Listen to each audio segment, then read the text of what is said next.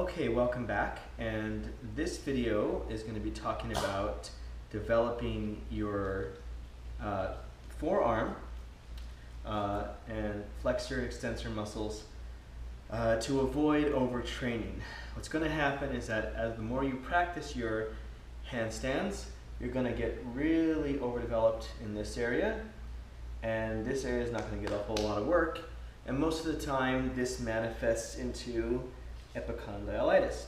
Now, it doesn't always happen that way, but as far as the forearm and extensors and flexors go, there's some things that will help you along the way. The first thing, and this is very simple, is a rubber band. Okay? What you're going to do is take that rubber band and you put it around your fingers, all the way on the outside like this. And all you're going to do is open up with them, okay? It's this kind of claw-like look right here, okay?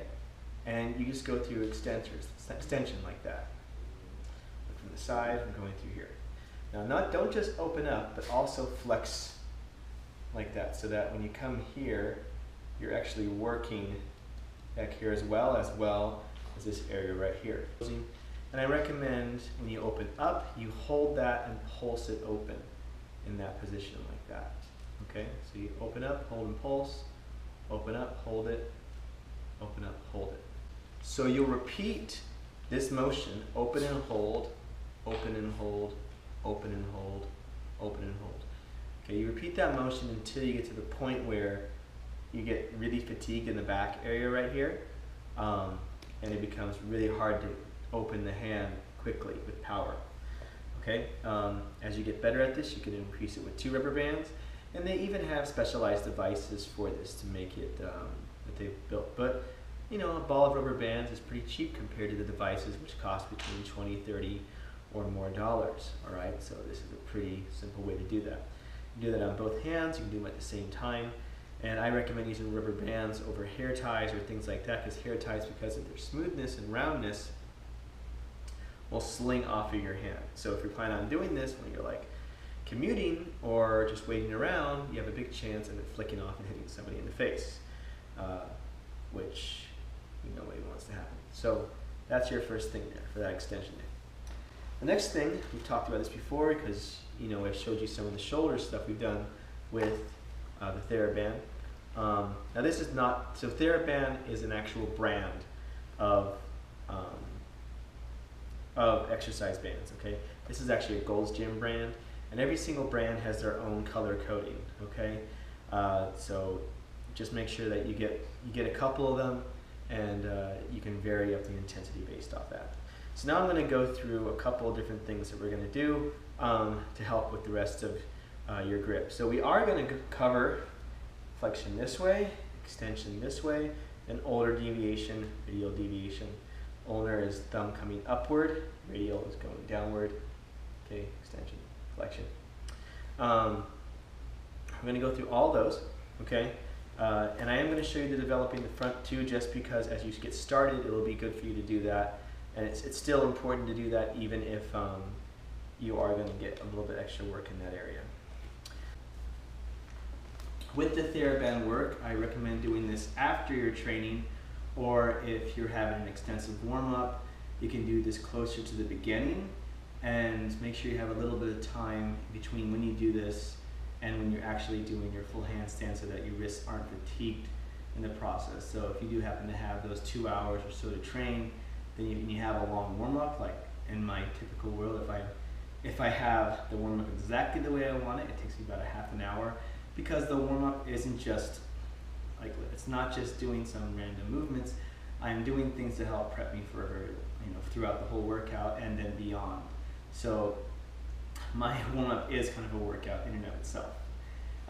So if you happen to have the time in your warm-up, this is great to do it. Otherwise, I recommend doing this either at night when you're kind of settling down, or you can just do it when you have some free time. It doesn't take very long to get through the whole entire wrist workout for this particular type of thing.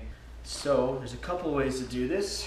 Way number one is you're going to be wrapping this around your feet. I find this to be a more efficient way of doing this because it's better for time, as far as how much time I have available to me. So you're going to start it on top and then you cross it under,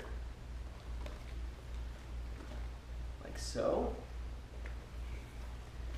Okay, and it's just one wrap is all you need. So one wrap around, okay?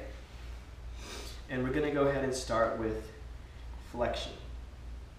So I'm going to make sure that I grab the band like that. Okay, so it's running across my hand like that on both of them. Okay, so it's like this.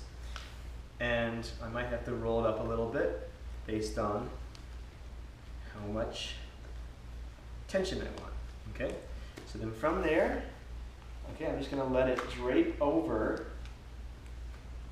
I'm going to let my wrist drape over my knees, so I'm like this. And from that position, I'm actually going to start this way. From this position, I can flex my wrists like that, and I get a good contraction as I turn here. From here, I get a good contraction in those forearms, right? In that position. And I'll repeat that, always holding the end. Relax it, hold the end, relax it, hold the end, relax it. And I do that until I feel a good amount of fatigue in this area of my forearm right here, okay? Let's go ahead and go to the other side. You don't have to do a whole lot of difference at this one, so go ahead, give it some tension.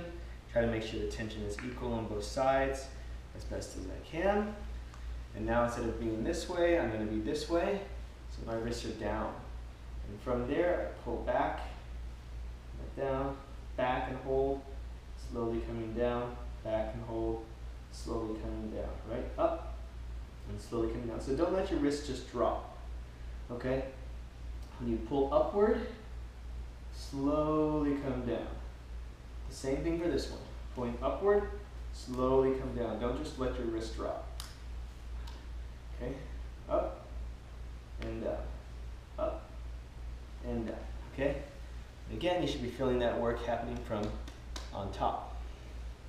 Now we're going to go to ulnar and radial deviation. This is a little bit different the way you're going to hold it. You're going to hold it like this, okay?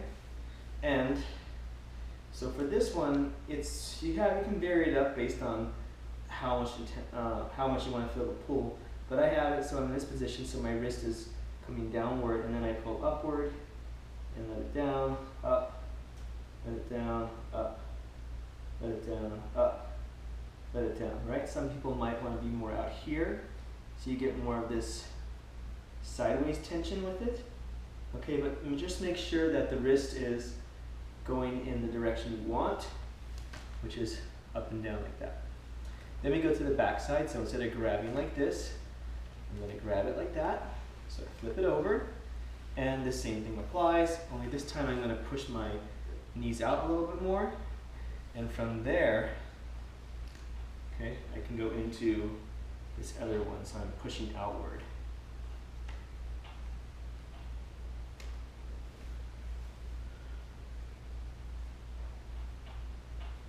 Outward like that, right?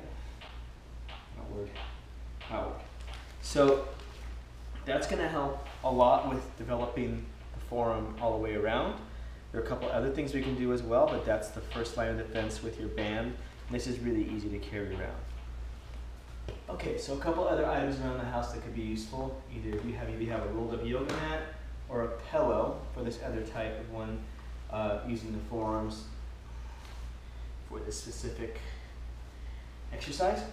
So I'm going to come into this kneeling position here, and I just have my knee underneath that so that I don't have to kneel on the hard ground.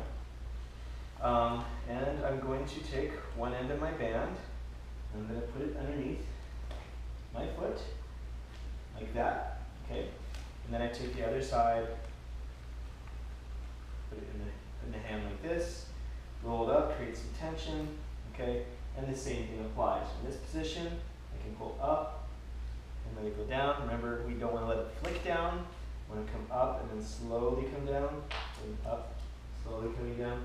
Sometimes I prefer to have my arm a little more elevated, so I'll put my hand underneath it because this has a slight downward slope in it. So I'm going to put my hand on top and create this a little bit more leverage position, up and down. Right? Face you, up and down. And this works for most of the different positions. You can do this position here, up and down, up, down, up, down, okay? And then also for the other direction, from here, going up, down, up, and down, right? And then this one's a little bit trickier, but you're gonna go to the back with this one. So I grab it the way like that. Make sure I have some tension there. Okay, come to the back, and I'm going to grab with my other hand right here, and then from there, I can push backwards, get that the back that I want.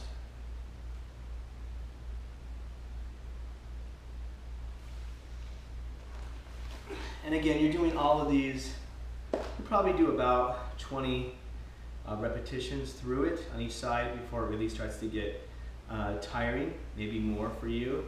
And it also depends on the intensity of the resistance band you're using. You definitely will see a change in your strength and endurance and overall health of the wrist and forearm and in the elbows as well by doing this stuff. Okay? So that's it for this banded exercise program, and have fun with it.